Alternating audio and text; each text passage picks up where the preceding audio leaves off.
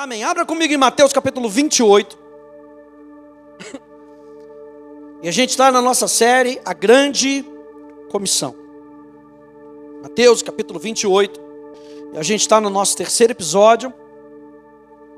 E o título da minha mensagem hoje é: vocês estão indo?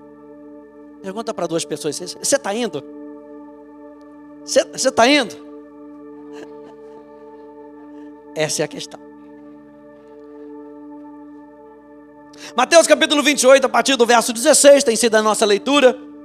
A gente lê: os 11 discípulos partiram para a Galileia, para o monte que Jesus lhes havia designado. E quando viram Jesus, o adoraram, mas alguns duvidaram. Jesus, aproximando-se, falou-lhes, dizendo: toda a autoridade me foi dada no céu e na terra. Portanto, verso 19, portanto, vão. E essa palavra de ligação, gente, portanto, ela é muito importante. Porque ele diz assim, portanto, ou seja, por causa dessa autoridade que eu tenho, e a gente viu semana retrasada, que essa autoridade nos foi dada, a gente lembra que é a sua autoridade que nos envia. É a sua autoridade que nos guia. É a sua autoridade que nos capacita. A sua obra e mensagem continuam a ser transmitidas ao mundo por meio dos seus discípulos. Ou seja, gente, é para a gente tirar a bola de nós mesmos e para dizer: nós estamos indo, nós estamos fazendo, porque nós temos a autoridade dele na nossa vida. Nós estamos sendo guiados por ele e nós estamos sendo capacitados por ele. Para a gente tirar do nosso colo aquela coisa: eu não posso ir, pastor, porque eu não sei fazer. Eu não posso ir porque eu não fui chamado para fazer. Eu não posso ir porque eu tenho vergonha. Não tem nada a ver conosco, a gente é só instrumento. A gente é veículo para que a graça de Deus se manifeste na vida de outras pessoas. Jesus não disse para irem porque eles já eram perfeitos. Jesus não disse para eles irem porque eles já eram perfeitos. Pedro era precipitado e teimoso, e Jesus disse para todos: vão. João, que às vezes desejava invocar fogo do céu para destruir as pessoas, Jesus disse: vai, João. Filipe, com quem o Salvador está há tanto tempo e ainda assim não o conhece, Jesus disse para Filipe: vai, Filipe. Tomé, que precisa colocar o dedo nas marcas dos cravos, ou então ele não vai acreditar nele, Deus envia e diz: Tomé, vai. E você sabe que pela história, Tomé foi um dos grandes apóstolos na Índia. Se a Índia começou a ser evangelizada, foi por causa de Tomé, porque Tomé disse: então eu vou. Ah, meu Deus, já vai pegando isso no teu coração, porque aonde você está, se você disser sim ao ID de Jesus, tudo pode mudar. Tudo pode mudar. Jesus nos deu o Espírito Santo e a sua autoridade, gente. Deus hoje comissiona pessoas que estão indo. O termo aqui, vão ou ide, ele é descrito, ele poderia ser melhor traduzido como indo, portanto, indo. E não só vão, indo, ou seja, é algo contínuo na nossa vida. O Evangelho é algo contínuo. O poder e a autoridade de Deus na nossa vida são algo contínuo. Portanto, Deus comissiona pessoas que estão indo. A grande comissão nos instrui a fazer discípulos enquanto andamos e vivemos nesse mundo. Olha só, Romanos capítulo 10, verso 13. Porque todo aquele que invocar o nome do Senhor será salvo. Como, porém, invocarão aquele em quem não creram? E como crerão naquele de quem nada ouviram? E como ouvirão se não há quem pregue? E como pregarão se não forem enviados? Então Jesus já deixa para a gente uma grande comissão. Vão. Vocês estão sendo enviados no meu poder. A igreja é no poder do Espírito Santo. Não é na nossa própria capacidade, nem na nossa própria eloquência. Por isso que o apóstolo Paulo vai dizer que não é mais por palavras de persuasão humana, mas pela demonstração e poder do Espírito Santo. Quando a gente não souber o que falar para as pessoas, dependa do Espírito Santo. Eu vou falar um pouquinho sobre isso hoje. A primeira coisa que eu quero falar é que Deus escolheu a igreja como seus embaixadores. Deus escolheu o coletivo. Ele falou aos 11 reunidos e não aos 11 individualmente. A grande comissão é algo coletivo, assim como é a natureza da igreja. Ou seja, a grande comissão não é para alguns poucos, a grande comissão é para todos. Jesus já está colocando todo mundo que se torna discípulo nesse mesmo saco, para dizendo: olha, vocês precisam ir, e eu estou comissionando vocês e dando autoridade e poder para vocês irem. 2 Coríntios capítulo 5, verso 18 a 21, diz: ora, tudo isso provém de Deus, que nos reconciliou consigo mesmo, por meio de Cristo, e nos deu o ministério da reconciliação. Paulo está escrevendo para a igreja de Corinto. Ele nos deu a nós todos. Ele nos deu. Gente, eu e você temos um ministério. Ah, pastor, não sei qual é o meu ministério. O apóstolo Paulo já está dizendo, um dos primeiros é o ministério da reconciliação.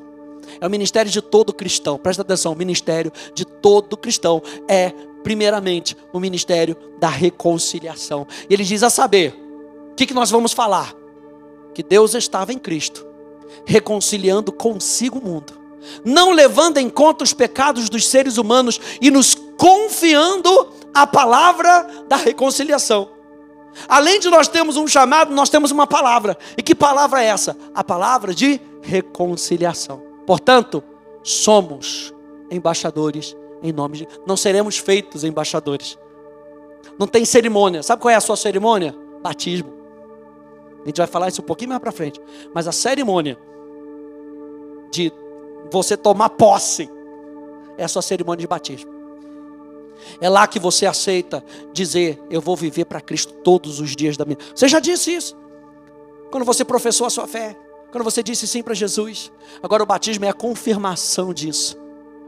É a certeza de que você vai, e que não importa o que os outros digam, o que os outros pensem, eu vou viver para Cristo todos os dias da minha vida. Quem está comigo?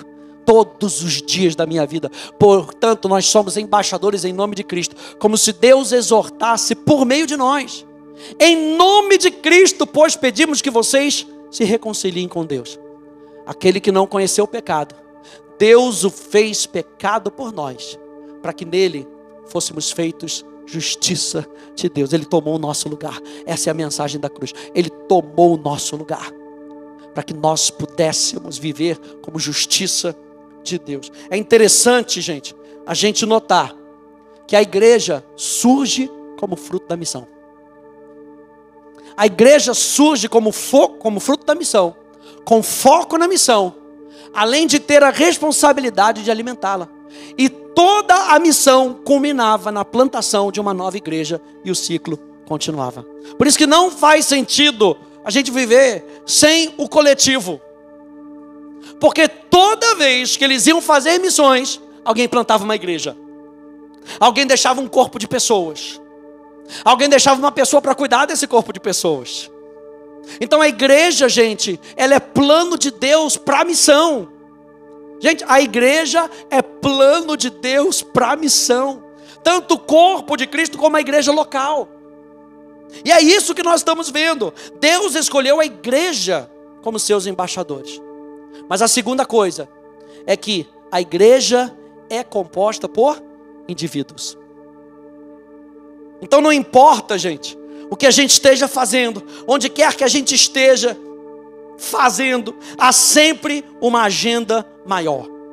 No seu local de trabalho, na sua vizinhança, na sua casa, com seu círculo de amigos, com sua família, nos negócios, no entretenimento, em momentos de cultura, no governo, em todos aqueles lugares onde vivemos e trabalhamos todos os dias, há sempre uma agenda maior. Envolva Deus no seu dia a dia. Eu acho interessante quando... Assim, gente, são pequenas coisas. Às vezes a gente compra alguma coisa na internet, aí vem lá uma notinha. Só Deus é o Senhor. Que Deus te abençoe. Jesus te ama e eu também. Quem já recebeu essa? Aleluia. Isso aí era o chaveco da minha época, era o Jesus te ama e eu também. É uma oportunidade que a gente tem, gente, de semear. E às vezes, presta atenção, às vezes a gente acha que coisas mínimas assim não estão fazendo a diferença. Gente, Deus pode usar coisas mínimas. Deus pode usar coisas mínimas que a gente acha, isso aí não dá certo. Deus é o Deus do sobrenatural, gente. E às vezes um papelzinho, às vezes um panfletinho, às vezes uma palavra que você dá para uma pessoa pode fazer diferença na vida dela. Atos capítulo 13, verso 47 diz: porque o Senhor assim nos determinou, eu coloquei você, agora falando de Paulo, como luz dos gentios, a fim de que seja para a salvação até os confins da terra. A gente está falando que a igreja é composta por indivíduos, e Paulo entendeu isso. Paulo entendeu que o ministério da igreja é o ministério da reconciliação. Qual é a minha parte disso? E Deus revela para ele: eu coloquei você como luz dos gentios, a fim de que você seja, a sua vida seja, portanto os seus negócios sejam, portanto o seu entretenimento seja, portanto a sua família seja, aleluia, portanto as suas escolhas sejam para a salvação até os confins da terra. O que nós somos chamados para fazer, gente? Como discípulos. E a primeira coisa que Jesus fala é: vão. Vão. Mas Jesus, gente, ele não vai começar pelas nações. Se a gente for ler aqui o texto de Mateus capítulo 28, ele diz aqui, portanto, vão e façam discípulos de todas as nações. E de todas as nações, gente, parece muito grande, não é verdade? Mas como é que eu vou fazer discípulo de todas? Quantos países existem, gente? Aleluia. Aqui não é literal, gente. Aqui está falando da amplitude de onde pode chegar o Evangelho. O Evangelho pode chegar a todas as nações, a todas as pessoas. Não há pessoa que possa ficar de fora. O Evangelho pode tocar as vidas. Aquela pessoa não merece. Você que acha. Jesus morreu por ela. Aquela pessoa fez aquilo e fez aquilo, e ela não é digna de receber o amor de Deus. Jesus foi para a cruz para que ela pudesse vir experimentar o amor de Deus. É para todos. Jesus morreu por todos. Então Jesus, ele não vai começar pelas nações. O que ele quer nos ensinar hoje? Naquilo que nós podemos fazer, nas pessoas que nós podemos alcançar. Então, indo, alcança as pessoas. Vai lá comigo em Marcos no capítulo 10, por favor. Umas paginazinhas para frente. Você vê que Jesus vai treinando os seus discípulos. Antes de pedir com que eles vão às nações, Jesus vai treinando aos poucos. Isso aqui é um treinamento para nós. Por isso que a gente vê na Bíblia que é importante ser fiel no pouco. E depois sobre o muito te colocarei. Esse é o princípio. Seja fiel no pouco. Marcos capítulo 10. Perdão. Mateus capítulo 10. Mateus no capítulo 10.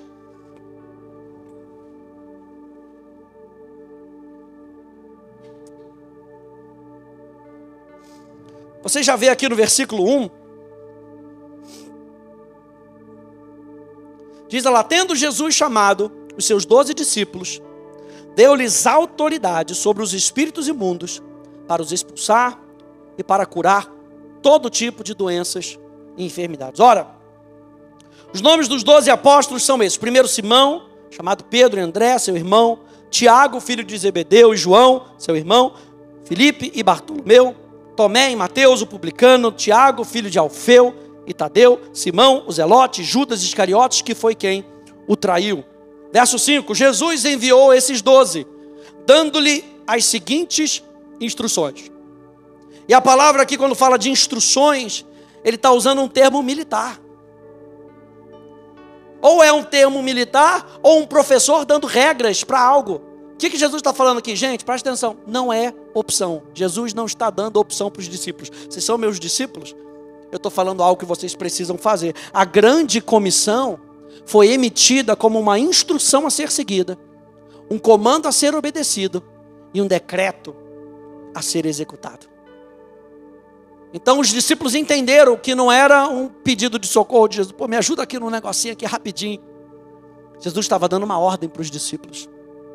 E ele continua dizendo: não tomem o caminho que leva aos gentios, nem entrem nas cidades dos samaritanos, mas de preferência procurem as ovelhas perdidas da casa de Israel.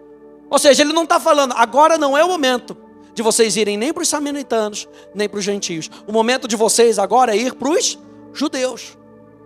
Quando ele fala sobre as ovelhas perdidas da casa de Israel, em Jeremias capítulo 50, ele está falando sobre o próprio Israel.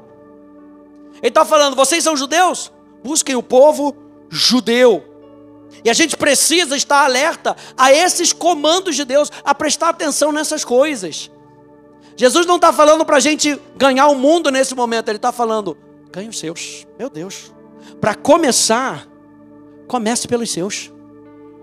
Que você tem contato. As pessoas que você tem contato. É isso que Jesus está nos dizendo aqui. Antes de você ganhar as nações, comece pelos seus. Evangelize os de perto. Evangelize os de perto. Fale para os seus familiares sobre o que Deus fez e aquilo que Ele tem feito na sua vida. Ei, está na sua casa? Faz oração na sua casa. Ó, gente, vamos fazer uma oração aqui antes de comer. Está aqui os parentes. É Natal. Aleluia. É Ano Novo. Vamos fazer uma oração aqui. Eu quero abençoar a vida de vocês. Sabe por quê? Porque esse ano eu fui tão abençoado. Olha o testemunho. Olha só o que Deus fez. Ele fez isso, Ele fez aquilo outro. Testemunhe. Evangelize. É a oportunidade que nós temos. Evangelize os de perto. É nossa responsabilidade tocar as pessoas à nossa volta. Você sabe que tem pessoas que eu falei isso na semana passada, a gente acha que é o evangelista ou o pastor que tem que fazer o trabalho. Mas tem gente que eu nunca vou encontrar, que você tem acesso. Então evangelize essas pessoas. Leve a palavra de Deus para essas pessoas. Eu peguei um testemunho de um pastor chamado Greg Laurie, um pastor americano, e uma situação muito engraçada. Ele diz assim, presta atenção, um dia eu estava numa hamburgueria e uma senhora me reconheceu. Ela disse, você é o Greg Laurie? E eu disse, sim, sou eu. Ela disse, muito prazer em te conhecer. Então ela gesticulou em direção ao marido. Eu fico só imaginando a cena. O cara sentado no carro e ela...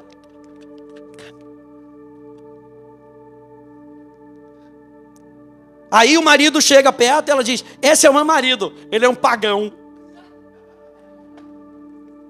Se fosse no carioca, esse é o meu marido, anda junto do Satanás, olha aí. Olha só a apresentação que a mulher faz, cheia de sabedoria, né? Esse é o meu marido, ele é um pagão. Você pode dizer alguma coisa para ajudar ele a crer em Jesus? E o pobre rapaz estava se preparando para dar uma mordida no seu sanduíche quando isso aconteceu. Ele simplesmente congelou e olhou para mim como um cervo pego pelos faróis. Não sei se você já viu a imagem disso. O cervo está andando, né? Já sabe como é que o cervo anda, né? O cervo vai andando. Quando chega aquele falou, ele para no meio do negócio. Ele congela. Ele dá aquela olhada assim. E aqueles olhos bugalhados. Aí imagina a reação do rapaz. Mordendo o hambúrguer quando morre. Esse aí é meu marido pagão. Eu me senti muito mal pelo rapaz. Eu disse, ei cara, aproveite seu hambúrguer, tá bom? Deus te abençoe. Então, é assim que você não faz. Não envergonhe ninguém. Não crie atritos desnecessários. Quando se trata de evangelismo, se você tiver o luxo de algum tempo, você quer construir uma ponte e não queimá-la. Gente, deixa eu dizer uma coisa. Isso aqui não é uma desculpa de que a gente não deva fazer. O que nós estamos aprendendo? A pegar as oportunidades. Outro dia eu fui no Cenourão, lá perto de casa. E aí, eu sempre falo, é uma coisa que para mim é uma maneira de você ver a resposta da pessoa. E você pega todo tipo de resposta. Eu sempre falo, olho para a pessoa e falo, Deus te abençoe. Aí dessa vez, eu falei para a moça, Deus te abençoe. Ela olhou, aí eu virei de novo para ele, e desfrute do amor que Deus tem para você no seu dia hoje. Aproveita o amor de Deus. Nossa, ela abriu um sorriso. Gente, às vezes são pequenas coisas que você pode fazer, que pode impactar a vida de alguém. Eu anotei aqui, seja o bom samaritano. Ei, o bom samaritano estava indo, e no seu caminho ele foi surpreendido com alguém. A gente vai falar sobre essa parábola do bom samaritano mais para frente. Mas ele estava no caminho, e no caminho ele encontrou alguém. E você lembra que o sacerdote também passou por essa pessoa, que o levita também passou por essa pessoa, e o samaritano, gente, presta atenção, o samaritano, para a história que Jesus está contando, é aquele cara que estava totalmente desconectado da cultura de Israel. E Jesus usa um samaritano para poder dizer, gente, presta atenção, para poder dizer que nós vamos encontrar pessoas ao longo do nosso caminho e nós podemos ajudá-la. Diga, eu posso. Nós podemos ajudá-la. Ele encontra aquele homem, e a pergunta que as pessoas falam para Jesus é: quem é o meu próximo? E a pergunta que eu pergunto para você e para mim é: quem você tem ao seu redor que possa se beneficiar do poder que você carrega? Mais uma vez, quem você tem ao seu redor que possa se beneficiar do poder que você carrega? E às vezes você não sabe, você tem alguém que trabalha com você e fala: pô, cara, eu estou com uma crise lá na minha casa, posso orar por você? Ei, quem aí crê no poder da oração? Ah, gente, se a gente não crê no poder da oração, gente, a gente está perdido. Você tem um poder dentro de você, o Espírito Santo habita dentro de você. Ore por essa pessoa. Gente, é simples perguntar. A pessoa pode dizer não. O não você já tem, já conhece essa? O não você já tem. Posso orar por você? Eu creio no Deus que move impossíveis. Eu creio no Deus que pode te ajudar. Nossa, estou com uma dor aqui. Posso orar por você? Ore pelas pessoas. Ore pelas pessoas que Deus colocar no seu caminho. Ore e peça a Deus uma oportunidade para você compartilhar da sua fé, daquilo que você crê. Sabe, pegue as oportunidades. Eu fico pensando em como as pessoas contam dessas oportunidades para nós, né? A oportunidade, por exemplo, eu estou me lembrando da oportunidade que a Bela está tendo no colégio dela. 15 minutos, só tem 15, não tem 45 minutos, uma hora de pregação. É 15 minutos para se reunir com outros alunos. E ela decidiu pegar isso. Alô, Bela, Deus te abençoe. Eu estou me lembrando, o Stanley estava falando, foi fazer o chá do bebê, do Levi, cara, evangelizamos. Amém, glória a Deus, é isso aí. Estou me lembrando do Celso no casamento dele. Na hora dele falar com a Mari, ele começou a falar com a Mari, daqui a pouco ele está evangelizando para os familiares. Eu estou com o microfone na mão, gente, olha aqui, ó, faca e queijo na mão. Estou me lembrando das lives da Marcelina, aleluia. Falando que no final faz oração. E um montão de gente pede oração. São as pequenas oportunidades que nós podemos fazer. O que você tem na sua mão? É os 5 pãezinhos e 2 peixinhos. O que você tem? Deus multiplica o que você tem na sua mão. Deus multiplica aquilo que você diz para Ele: Senhor, só tenho isso. Ah, Pai, me dá só uma oportunidade hoje para eu falar com alguém. Me dá só uma oportunidade. Você pode falar algo do tipo: deixa eu fazer uma pergunta para você. Alguém já te disse que existe um Deus no céu que te ama? Às vezes as pessoas dizem que não e saem correndo. Mas tem gente que fala assim: não. Sabe aquele não de eu nunca ouvi falar disso? Ah, que oportunidade. Deixa eu te contar o testemunho da minha vida. Deixa eu te contar o que Jesus fez na minha vida. Isso pode abrir portas, gente, para conversas realmente interessantes. Você pode se surpreender com o que uma frase simples como essa pode trazer. Qual é a parte mais difícil do evangelismo, gente? A parte mais difícil do evangelismo é começar. É quebrar o gelo. Como é que eu quebro o gelo? Jesus às vezes coloca no nosso coração. Eu estou me lembrando da Polly. Ela já contou isso. A gente foi na pizzaria. E aí, aquele incômodo no coração: eu preciso falar com esse garçom, eu preciso falar com esse atendente, eu preciso falar com ele, eu preciso falar com ele. Jesus, me dá uma oportunidade. Até o momento que o rapaz chega, coisa e tal, papapá, você já deve ter ouvido essa história. Chegou, olha, quero falar do amor de Jesus. É o Jesus da Bíblia? Não quero não, sou inimigo dele. Sem problema. Eu só vim aqui para dizer, eu não vim aqui para contar, eu só vim aqui para dizer que Jesus te ama. Às vezes as pessoas são meio arredias, não tem problema. A gente fala aquilo que o Espírito Santo colocou no nosso coração para falar. E ponto, sem problema nenhum. A gente só precisa de um quebra-gelo, a gente só precisa de uma oportunidade. Se essa pessoa responder, será um momento transformador para vocês dois. Então, para a gente não perder as oportunidades. Verso 7, Mateus capítulo 10, verso 7. Então ele diz, pelo caminho. Ele está falando, vai para os judeus. Vai para o povo de Israel. Pelo caminho. Ou seja, enquanto vocês estão indo, e não somente no destino final, com quem você encontrar, preguem que está próximo o reino dos céus. Eu não vou entrar aqui porque é título da minha mensagem da semana que vem. A importância da pregação, gente. Ah, é só o pastor que prega? Não. A Bíblia diz para os discípulos pregarem. Então Jesus fala para eles pregarem. Verso 8. Curem enfermos, ressuscitem os mortos, purifiquem leprosos, expulsem demônios. Vocês receberam de graça, portanto deem de graça. O que vocês receberam de graça? A vida de Deus. O que vocês receberam de graça? O poder de Deus. É isso que nós recebemos de graça. A transformação que veio do céu, nós recebemos de graça. De graça vocês receberam, de graça vocês são veículos para outras pessoas.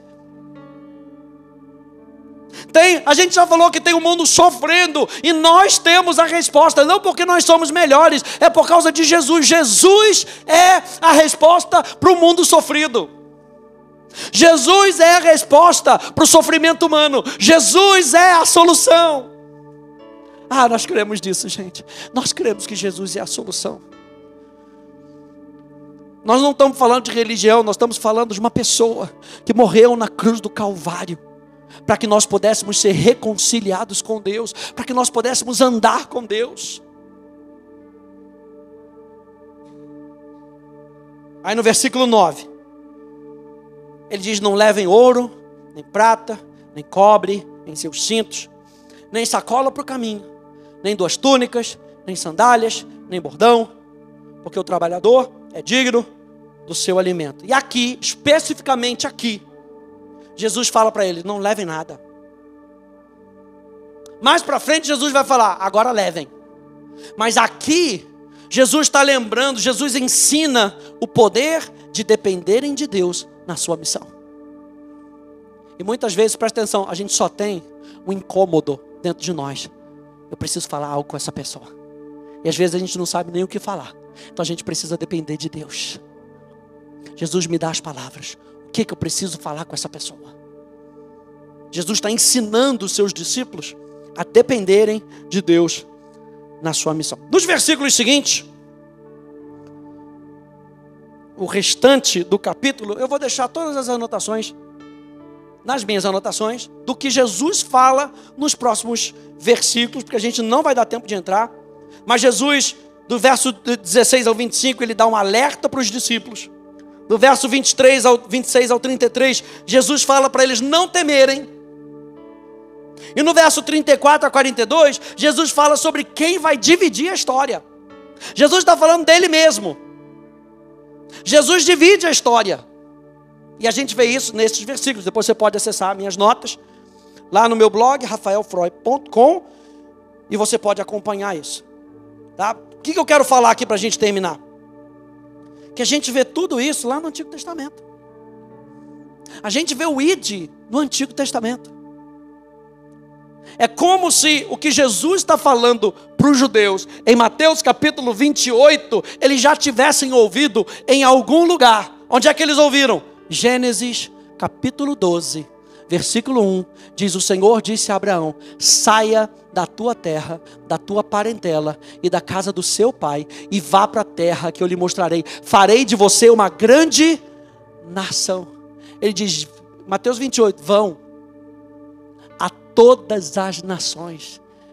E Deus está falando aqui para Abraão, sai da sua parentela, sai desse contexto apenas, e eu farei de vocês uma grande nação, e eu o abençoarei, engrandecerei o seu nome, seja uma bênção. Evangelizar é ser uma bênção para outras pessoas. Ele continua dizendo: abençoarei aqueles que o abençoarem, amaldiçoarei aqueles que o amaldiçoar. Sabe o que Deus está falando aqui para Abraão? Eu vou cuidar de você, não se preocupe. Se alguém tentar fazer alguma coisa má contra você, vai se ver comigo. E se as pessoas fizerem alguma coisa boa para você, eles vão se ver comigo. Eles vão ter toda a minha bondade. Sabe por quê? Porque eu e você estamos em missão. E aí diz lá que em você serão benditas todas as famílias da terra. Partiu, pois, Abrão, como o Senhor lhe havia ordenado. O que Abrão fez? Ficou com medo? Não. Ele partiu. Hashtag partiu. Você é uma bênção para as outras pessoas. Ou seja, o indo, tem a ver com você abençoar outras pessoas. Você sabe que o apóstolo Pedro vai dizer que eu e você somos reis e sacerdotes.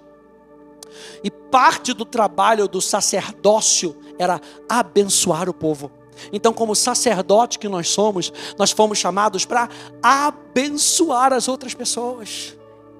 Abençoar as outras pessoas. E Abraão foi e partiu.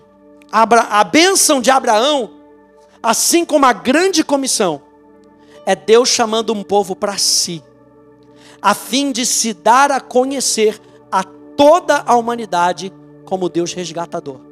Fomos resgatados com o propósito de resgatar outras pessoas. Então, qual o propósito do ID? Para que Deus seja conhecido. Nós falamos no nosso primeiro episódio. Para que Deus seja conhecido, que Deus seja adorado, que Deus seja reconhecido, que Deus seja honrado e louvado por toda a humanidade, que eles conheçam Deus como um Deus resgatador, um Deus que reconecta, um Deus que não está querendo fazer com que os homens se apartem dele, o Deus que está querendo se reconectar com os homens. E por isso ele envia Jesus, o único caminho. A nossa mensagem é: Deus quer se reconciliar com as pessoas, mas existe um único caminho. E dizendo que existe só um único caminho, nós dizemos: nem todo caminho leva para Deus. Jesus é a mensagem é: Jesus é o caminho. Você está procurando Deus? Jesus é o caminho. Ele é a verdade. Ele não é relativo. Outro dia eu estava vendo, não sei o que lá, aí a pessoa diz: não, essa é a minha verdade. Imagina a bagunça de quantas verdades existem, e Jesus se posiciona para dizer: eu sou a verdade. Eu sou a vida. E Jesus diz: ninguém vem ao Pai senão através de mim. Essa é a mensagem que nós carregamos. Um Deus que quer se reconectar, mas não é na maneira de todo mundo, é na maneira de Deus. E Deus envia o seu Filho, o seu único Filho, para que todo aquele que nele crê não pereça, mas tenha vida eterna. E João capítulo 17 nos lembra que a vida eterna é essa: conhecer a Ti, o único. Veja, mais uma vez o apóstolo João trazendo, é bem definitivo, gente: o único Deus verdadeiro, e ao seu Filho a quem Tu enviaste. Essa é a mensagem que nós pregamos. Um Deus que quer se reconciliar. E Abraão foi para fazer o quê? Para abençoar. E para que outras pessoas pudessem conhecer. Diz lá em Gênesis capítulo 17, que quando Abraão atingiu a idade de 99 anos, o Senhor apareceu a ele e disse: eu sou o Deus Todo-Poderoso. Ande na minha presença e seja perfeito. Farei uma aliança entre mim e você, e darei a você uma descendência muito numerosa. Abrão se prostrou com o rosto em terra, e Deus lhe falou: quanto a mim, essa é a minha aliança com você. Você será pai de muitas nações. O seu nome não será mais Abrão, e sim Abraão, porque eu o constituí pai de muitas nações. Mais uma vez, nações. Mais uma vez, nações. Muitas vezes, gente, o que me vem no meu espírito? Que muitas vezes a gente fica tão focado nesse nosso pequenininho, sabe, assim tá bom, sabe, a igrejinha pequenininha aqui tá boa, eu não sei que lá que pequenininho que tá bom, e Deus está falando: eu quero aumentar o escopo de onde vocês podem ir, Eu quero aumentar o alcance da vida de vocês. Se eu estou abençoando a sua vida, é para a sua vida ser bênção para outras pessoas. E é isso que nós vemos em Abraão. Abraão, Deus está falando, a sua cidade é, aleluia, a sua cidade é pequena demais para aquilo que eu quero fazer.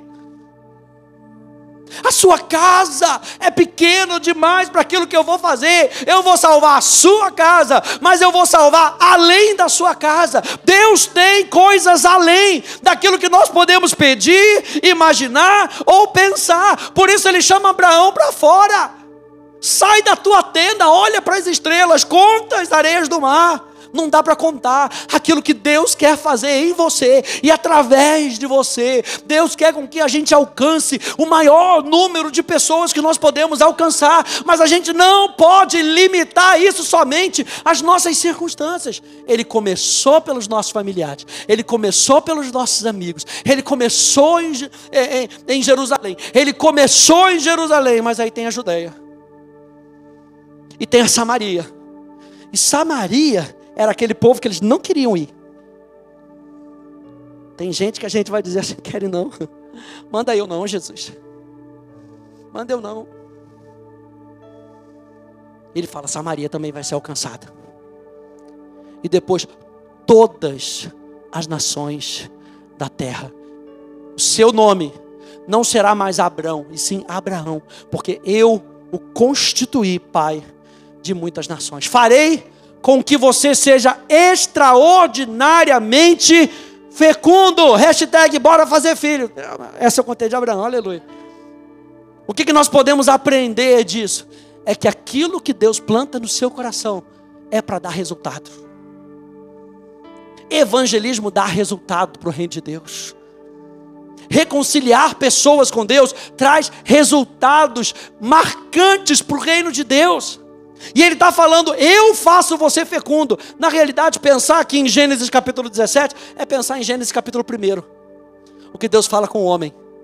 Multiplique, seja fecundo. Eu criei você para isso. A gente estuda isso na Atos, na aula de propósito. Eu criei você para isso. Deus cria você para isso. Ele não cria você para não dar certo. Ele cria você para dar certo para aquilo que Ele tem para você. Por isso nós começamos falando que Ele nos dá autoridade, Ele nos dá poder, porque não está em nós, gente. A gente olha para a gente e a gente olha, o que eu posso fazer? O que a virgem pode fazer? A Bíblia fala que a virgem conceberá. Meu Deus. Aí a gente olha para Maria. Descerá sobre ti o Espírito Santo e o poder do Altíssimo te encobrirá. Esse ente que nascerá de você é ente santo. É separado para um propósito. O que ele está nos lembrando aqui? Eu farei, não tenha medo. Mais uma vez, não tenha medo. Eu farei que aquilo que você está apresentando para mim, segundo os meus planos, seja próspero e abençoado. Eu farei. Mais uma vez Deus está falando, eu farei. Meu Deus. Se tem uma coisa que a gente como pastor enfrenta, eu estava ouvindo uma mensagem ontem, é o mal do pragmatismo. Que a gente deixar de fazer, muitas vezes, o que Deus pede para a gente fazer por causa de números. O outro está fazendo isso. E deu certo. Então eu tenho que fazer aquilo ali. Então eu abro mão muitas vezes daquilo que Deus me chamou para fazer. Gente, não é acerca de números. Atos capítulo 2, a partir do versículo 42. Vai nos lembrar que os apóstolos não ficavam convidado, vem para a oportunidade para cantar, e vem para cá, e não sei o que lá. Sabe o que eles faziam? Pregava a palavra, iam de casa em casa, repartiu, fazia o simples. No final, versículo 47 a 49, e Deus ia acrescentando quantos iam sendo salvos. O trabalho da igreja não é reinventar a roda, é fazer aquilo o que Pai nos pede para fazer. E nós já vimos que a igreja é chamada para adorar a Deus, a igreja é chamada para edificar-se a si mesmo, a igreja é chamada para evangelizar as pessoas. Então nós vamos continuar fazendo o que Deus nos chamou para fazer, sem a gente ficar olhando para o lado. Josué, aleluia, estou falando para mim mesmo, glória a Deus. Josué, não olha nem para a esquerda nem para a direita, não. Toca o barco, meu filho. Olha para frente, para aquilo que Deus te chamou. Aleluia. Eu farei com que você seja extraordinariamente. Eu farei. Diga, Deus fará. Eu farei. De você farei surgir nações, e reis procederão de você. Estabelecerei uma aliança entre mim e você, e a sua descendência no decurso das suas gerações. Aliança perpétua, para ser o seu Deus e o Deus da sua descendência. Essa é a nossa mensagem. Deus quer ser o Deus das pessoas. Deus quer cuidar das pessoas. Deus quer se reconciliar com as pessoas. Então a grande comissão em Mateus é o cumprimento da bênção de Deus sobre Abraão. 2 frases para a gente terminar. Primeira, ali a frase de Carl Henry e depois a frase de Reinhard Bonke, que diz: o evangelho só é uma boa notícia se chegar a tempo. É ou não é? Sabe aquele negócio? Tenho lá o iPhone 25, que já está sendo vendido, mas só tem meia hora para comprar. Se você entrega 1 hora depois, já não é boa notícia, já acabou. Então vamos aproveitar o tempo. Reinhard Bonke diz: o evangelho é eterno, mas não temos a eternidade para pregá-lo. A gente vai falar sobre mais sobre isso na semana que vem. Então vamos pegar as oportunidades. Então vá e seja uma bênção. Não perca as oportunidades de falar de Deus para as outras pessoas. Fale simples, mas fale. Um simples Deus te ama pode impactar. Um simples Deus te ama pode abrir uma porta. Um simples Deus te ama pode ser a oportunidade que as pessoas precisam, presta atenção, para descobrir que você é crente. Eu quero falar sobre isso também. Quando Jesus fala, ide fazer discípulos, eu vou trazer aqui um equilíbrio. Nas próximas semanas, não falte, eu quero trazer esse equilíbrio entre você viver a mensagem, você pregar a mensagem. É necessário os dois. Não vamos ficar citando São Francisco só e se eximindo da necessidade de pregar o evangelho. Quem está comigo? Você sabe qual é a frase que eu estou falando? Aleluia. A gente não pode se eximir. Nós precisamos dos dois. Então, se eu precisar falar com alguém, maravilha. Eu vou precisar então da minha vida, que a minha vida é de testemunho daquilo que eu estou falando. Mas a gente precisa abrir os lábios. Que o Senhor nos dê ousadia para a gente abrir os lábios e a gente falar do amor de Deus para as outras pessoas. Amém? Fique de pé, por favor. Feche um pouquinho os teus